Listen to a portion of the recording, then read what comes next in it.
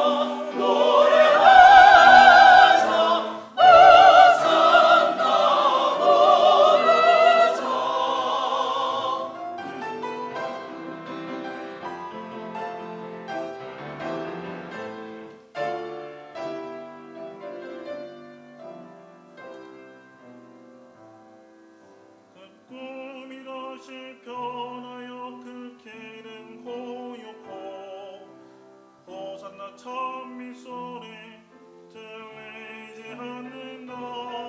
햇빛은 아주 어둡고 그 광경 참담해. 이는 십자가에 달리신 그때의 일이라. 이는 십자가에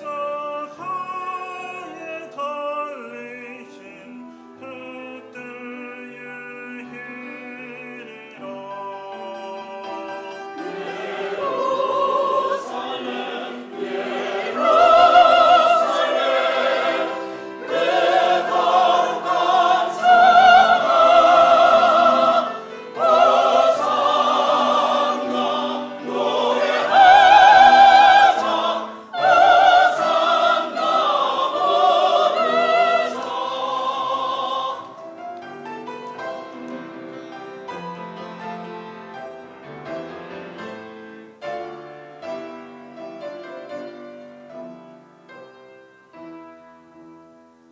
그분이 다시 변하여 이 세상 나가고 그 땅을 내가 보니 유리 바라와 그 무량한 영광이 창에 비치니 내 섬에 들어간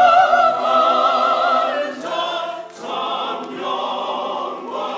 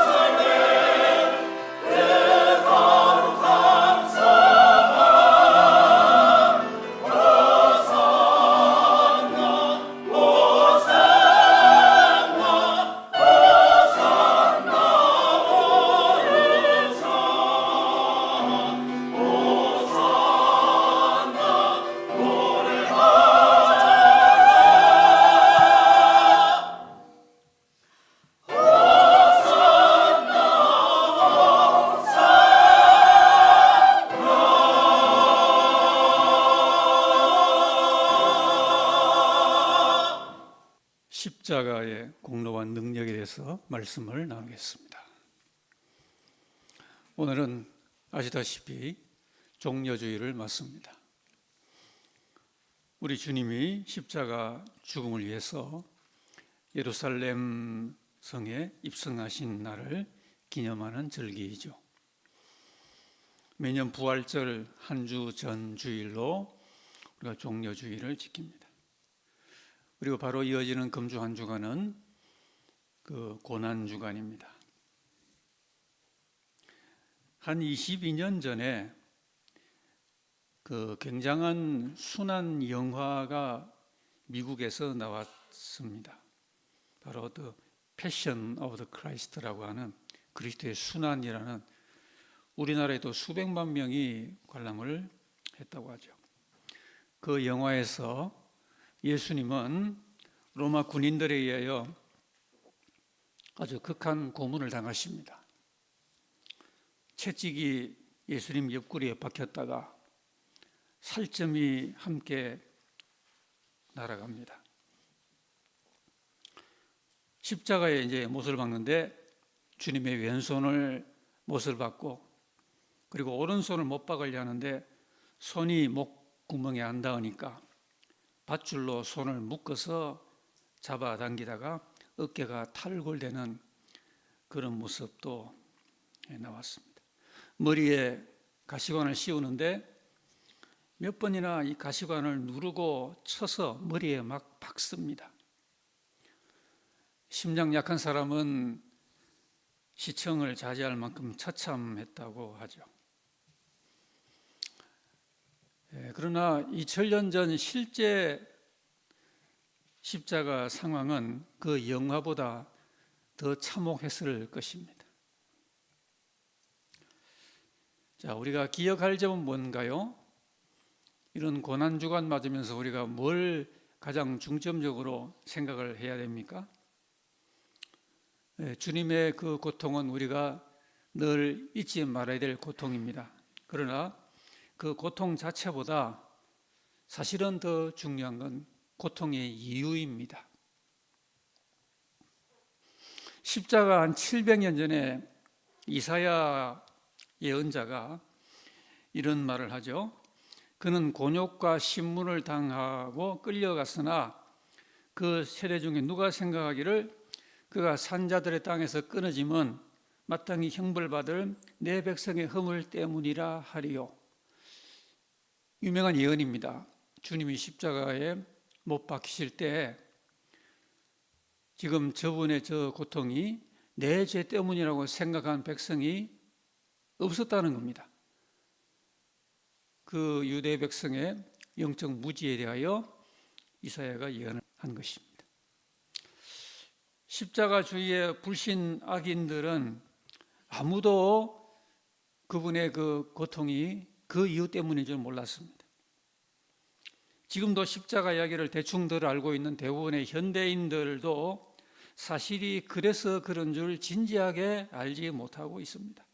주님은 이제 그 십자가 나무를 끌고 형장까지 가파른 경사길을 올라가시는데 그 주님의 모습을 보고 많은 무리와 특별히 여인들이 가슴을 치며 슬피 울면서 따라왔다.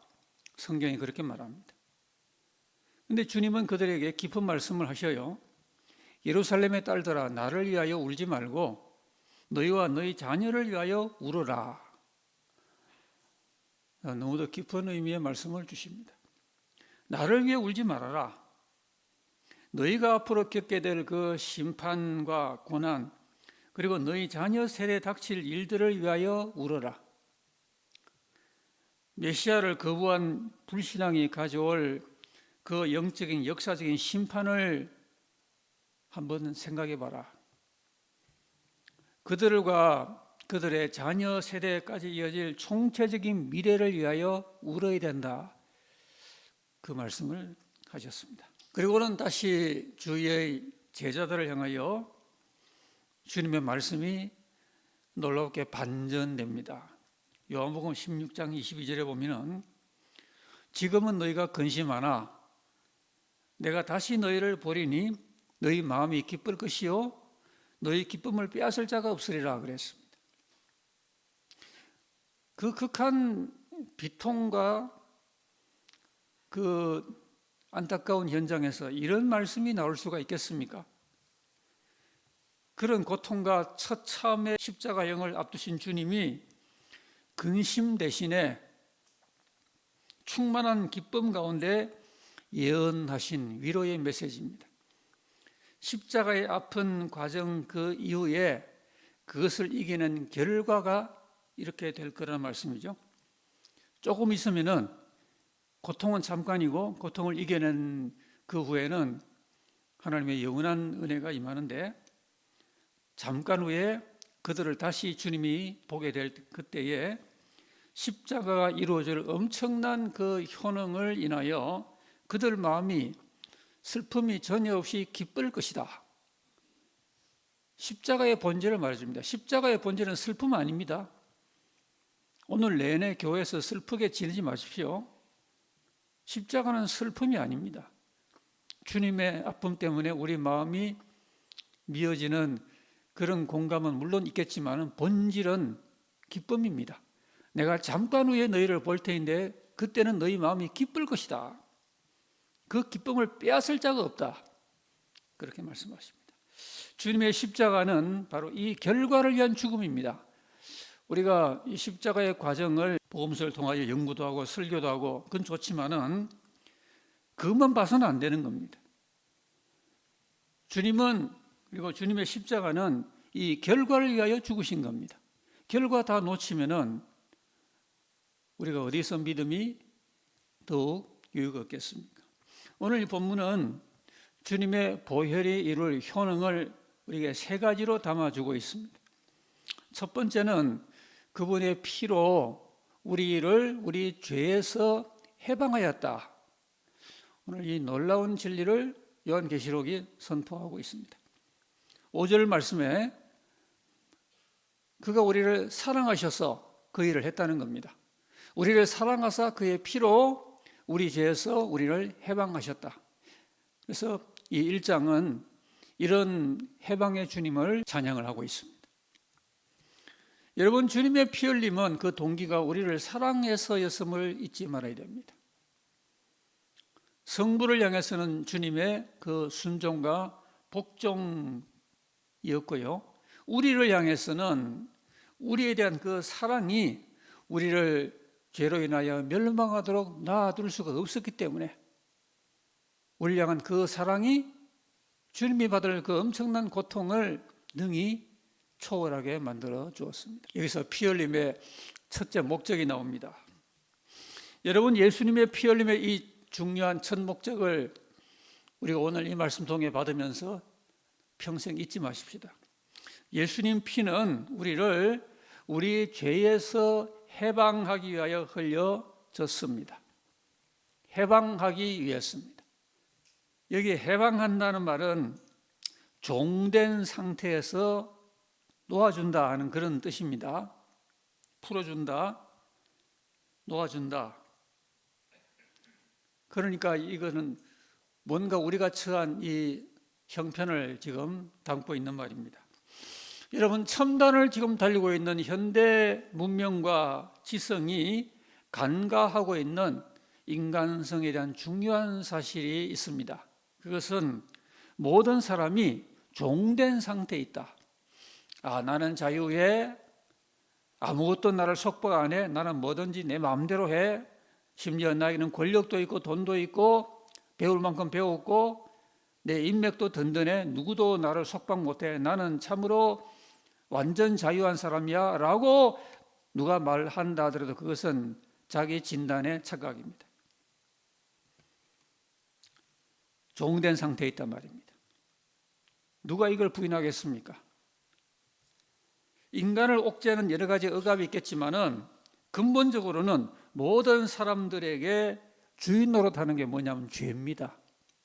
이 죄의 주인 노릇하는 것을 그 가운데서 해방이 되지 못해서 개인과 가정과 사회와 나라와 온 세계가 지금 신음하고 있는 겁니다.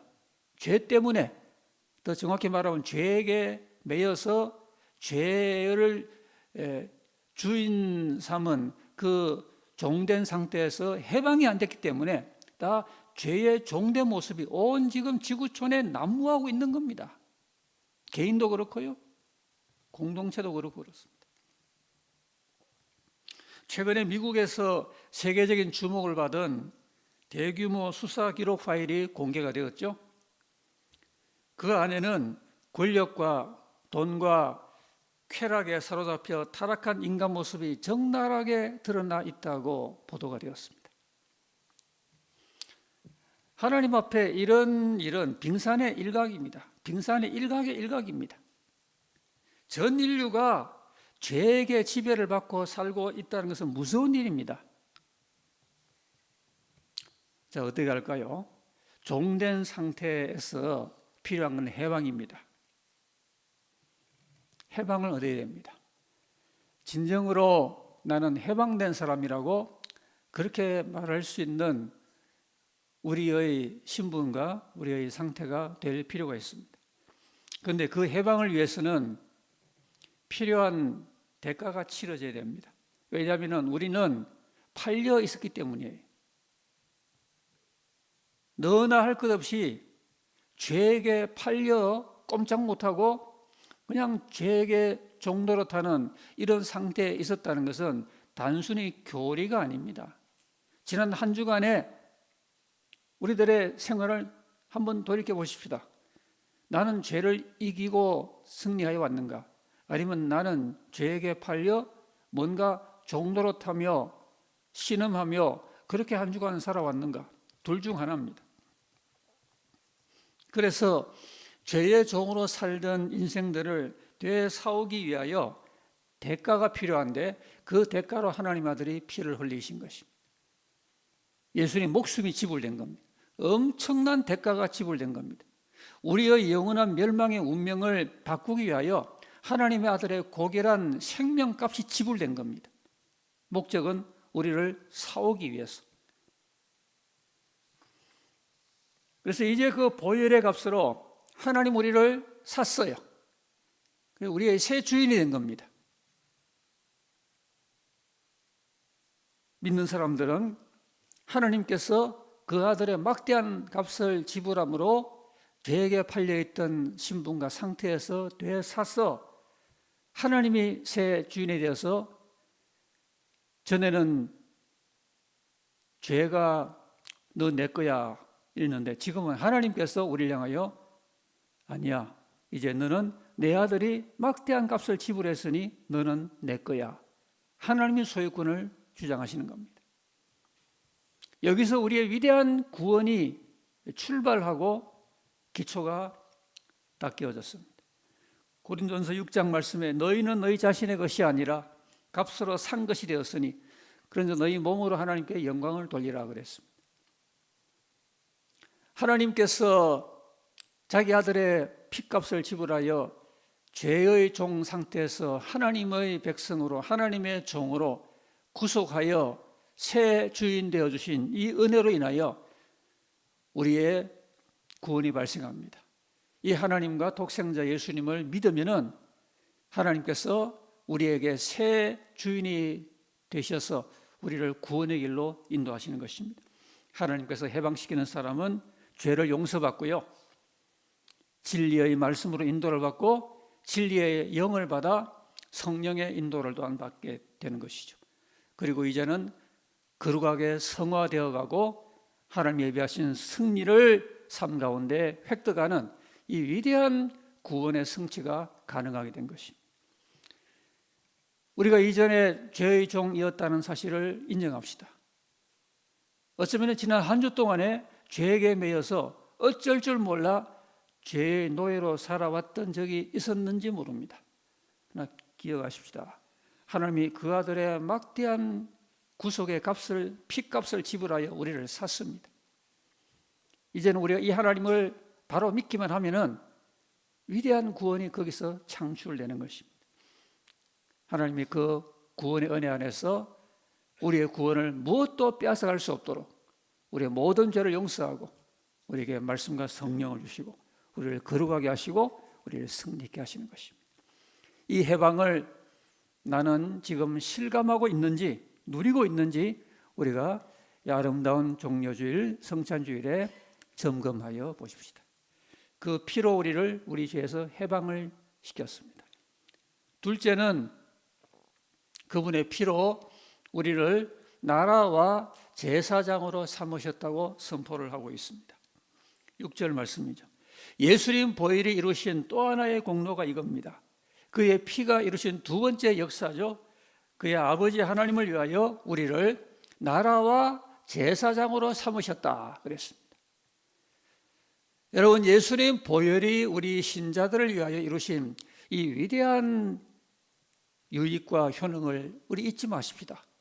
보혈에서 권능이 나옵니다. 우리 신자의 삶의 권능이 부족하다면 보혈의 권능의 부재일 것입니다. 우리가 모든 면에 인간적으로 설사 부족하더라도 우리에게 하나님의 권능이 임한다면 그 권능은 바로 보혈의 권능입니다. 우리 믿는 자에게 보혈의 권능이 없다면 우리가 무슨 힘이 있겠어요? 오직 주님의 보혈로 하나님 우리를 구속하신 새 주인으로 우리에게 영적인 효능과 유익을 충만하게 하시는데 바로 그 첫째가 우리를 해방하신 주님의 은혜요, 두 번째가 우리를 나라와 제사장으로 삼으셨다는 겁니다. 여러분, 보혈이 우리를 그분의 나라로 삼았습니다. 그 나라에 시민권을 주어서 주의 백성 삼으셨다는 겁니다. 하나님 나라의 시민권을 얻는 데는 이건 다른 것으로 되질 않습니다. 오직 보혈의 공로만으로 우리가 그 나라의 시민권을 얻게 됩니다. 나라는 뭐가 있어야 되죠? 국민과 영토와 주권이 있어야 나라가 됩니다. 근데 영토는 새하늘과 새 땅과 새 예루살렘이 영토고요. 주권은 하나님 아버지와 또 아버지로부터 하늘과 땅의 모든 권세를 받으신 예수님이 주권자시죠. 주권은 하나님이십니다. 그러면 국민은 누굽니까? 국민은 바로 주님 보혈로 구속받은 우리입니다. 우리가 그 나라입니다. 그래서 우리를 나라로 삼으셨다, 그렇게 말한 것입니다. 보혈의 권능만이 우리에게 하나님 나라의 기업을 상속하게 만드는 것입니다. 만약에 가정에서 우리가 평생을 믿었는데 교회 생활에 관료가 많지만은 보혈의 권능이 우리를 시민권으로 나아가지 못하게 하면은 우리는 하나님 나라의 시민이 될 수가 없는 겁니다. 이러기 때문에 우리를 그 나라의 시민 만드는 유일한 권세는 바로 주님의 보혈에 있음을 생각하며 그 보혈이 우리를 그분의 나라 만들고 그 나라의 시민으로 만든다는 보혈의 권능을 우리가 기억하십시다. 또 한 가지는 보혈로 구속된 우리를 나라와 제사장으로 삼으셨다 그랬죠. 제사장은 누군가요? 제사장은 자기만이 아니라 남을 위하여 부름받은 직임이죠.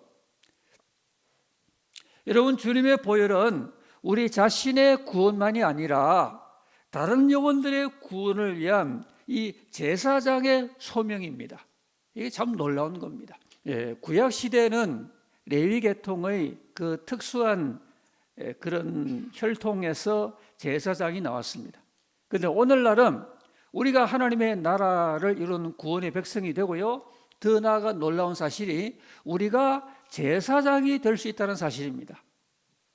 우리가 제사장이기 때문에 주일날 교회 와서 모든 하나님의 일을 수종을 드는 것입니다. 그래서 우리가 제사장이 된다는 것은 위대한 특권인데요, 예수님 보혈이 우리를 제사장이 되어서, 제사장은 다른 사람들의 죄를 여호와 하나님 앞에 아뢰고 그 죄사함을 얻어내는 특별한 하나님의 그 제사의 소명인데요, 오늘 우리 신약 시대에 예수님 보혈로 모든 믿는 사람이 나 자신이 하나님 나라의 시민 되고 더 나아가서 다른 사람의 영혼을 도와줄 수 있는 이런 제사장의 소명을 받게 되었다. 무엇 때문에요? 예수님 보혈로 인하여 그 보혈이 나만 구원받고 끝나는 게 아니라 내 가족도 구원시키고 내 지인도, 내 이웃도, 직장인도 다 하나님의 구원으로 불러줄 수 있는 이 놀라운 복음의 제사장 소명을 예수님 보혈이 우리 믿는 자에게 주었다는 사실입니다. 그러므로 우리가 먼저 믿어 내 구원을 확신하게 된 우리 신자들은 이제 눈을 들어 다른 사람을 구원할 우리의 시야를 갖게 될 수 있어야 되겠습니다. 요한계시록에는 말세에 제사장적인 활약을 하는 신분들이 나옵니다. 어린 양의 신부들이 그들이고요, 14만 4천이 그들이고 두 증인이 그들입니다.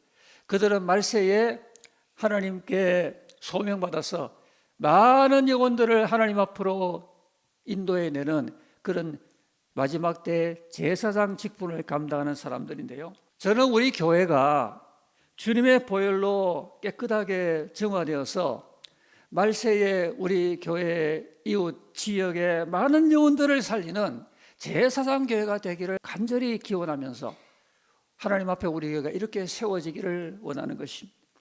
여러분, 다음 주일은 기독교 최대의 절기인 부활절입니다.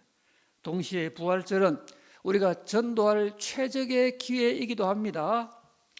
우리의 기도를 통해 또 영혼들을 향한 사랑 가운데 또 우리에게 예비된 전도 물품을 사용하여 나도 내 구원만 챙기는 사람이 아니라 다른 사람들의 구원을 위하여 내가 하나님 앞에 제사장으로 예수님 보혈로 부름받았다, 이 사실을 이번 기회에 확인하시면서 우리가 남은 평생 첫째는 내 구원을 날마다 확신하고 기뻐하고요, 두 번째는 다른 사람의 영혼들의 구원을 위하여 수고하고 애를 쓰는 이런 제사장의 소명을 우리가 잊지 말고 감당하는 우리 개인과 우리 온 교회가 되어야 하겠습니다. 그분의 피로 우리를 나라와 제사장으로 삼으셨다. 놀라운 굉장한 소명이며 특권입니다. 마지막 세 번째는 주님의 보혈은 주님을 찌른 자들을 심판하실 최고의 심판주로 그분이 오시게 된다는 사실입니다. 오늘 7절 말씀을 보시면 놀라운 표현이 나옵니다. 볼지어다 그가 구름을 타고 오시리라. 각 사람의 눈이 그를 보겠고 그를 찌른 자들도 볼 것이고 땅에 있는 모든 족속이 그를 말미암아 애곡하리니 아멘 그랬습니다. 자기 피로 우리를 해방시키시고요. 그리고 우리를 나라와 제사장으로 삼으신 예수님이 이제 가장 높은 자리에서 구름을 타고 오신다. 놀랍고도 영광스러운 사실을 우리에게 선포하고 있습니다. 십자가는 가장 낮은 곳이었습니다. 주님이 죽으셔서 장사 지낸 바 되었을 때 주님은 가장 비하되신 자리였습니다. 십자가에까지 낮아지신 그 예수님이 최고로 높아져서 그 영광의 상징으로 구름을 타고 오시는데요. 이 구름을 탄다라는 말은 그냥 우리 한글 번역이에요. 예수님이 뭐 구름을 꼭 타야 되겠습니까? 그건 아니고 원문은 구름 가운데 그렇게 되어 있습니다. 주님이 구름 가운데 이제 주님의 날에 나타나실 것인데 그때에 지구상의 모든 사람의 눈이 주님을 보게 됩니다. 안 볼 수가 없어요. 모든 사람이 보도록 주님이 나타나시고 심지어는 주님을 찌른 자들도 주님을 봅니다. 그리고 땅에 있는 모든 족속이 재림하시는 주님 때문에 애곡한다. 슬퍼서 가슴을 치며 비통해한다. 그 말이죠. 십자가에 죽으실 때는 너무도 처참하게 죽으신 주님이 부활하시고 승천하셔서 구름 타고 다시 오실 그때는 땅의 모든 사람들이 자기들의 죄와 불신앙 때문에 가슴을 치고 애곡하는 그런 정도로 주님은 가장 높아진 신분과 지위 앞에서 사람들이 다 무릎을 꿇게 된다는 말입니다. 이 주님을 찌른 자들이란 말은 예수님을 십자가에 못 박고 주님의 옆구리를 찌른 자들, 그들은 물론 예수님의 십자가 처형을 요구한 사람들, 그리고 지금도 예수님을 배척하고 예수님 정죄에 동참하는 모든 시대의 불신앙과 불순종의 사람들, 복음의 대적자들을 다 포함한 말입니다. 주님은 이들을 심판하러 오신다. 위대한 우리 찬양의 고백입니다. 우리 사도신경은 짤막하게 예수님의 오심을 고백하죠. 저리로서 산자와 죽은 자를 심판하러 오시리라, 그렇게 고백하는데요. 그게 이제 예수님이 심판주의 영광을 얻으셨다는 말입니다. 그렇게 낮으셨던 예수님이 최고로 높아져서 자기를 찌른 자들은 물러나여 모든 배척자들을 모조리 심판하는 그 심판의 목적을 띠고 주님이 구름 타고 나타나실 것입니다. 여러분, 십자가는 그 자체가 승리입니다. 믿는 우리에게는 구속의 속전이고요, 세상 권세에 대하여는 심판의 승리입니다. 오늘 우리는 주님이 십자가에서 고통당하시는 그 자리에서부터 이 심판의 자리까지 주님과 동행을 해야 되겠습니다. 예수님과 가장 낮은 자리에서 주님과 함께한 사람, 그리고 그 주님을 배반하지 않는 사람은 주님이 심판주로 오실 그때도 주님과 연합하여 예수님의 영광에 동참하게 되는 것입니다. 우리 찬송가에도 그런 찬송이 있죠. 심판하실 자리까지 주와 함께 가려 하네. 십자가의 주님과 연합해서 주님이 가장 높은 심판주로 오실 주의 그 영광까지 연합하셔서 우리 오늘 이 성찬의 주일 종려 주일부터 주의 날까지 단 한순간도 주님을 떠나 살지 말고 십자가의 주님과 더불어 가장 높은 영광의 주님과 온전히 연합하여 주님은 저와 여러분 안에, 저와 여러분은 주님 안에 온전히 머물러서 주와 함께 교통 동행하는 삶을 사시기를 주의 이름으로 기원합니다.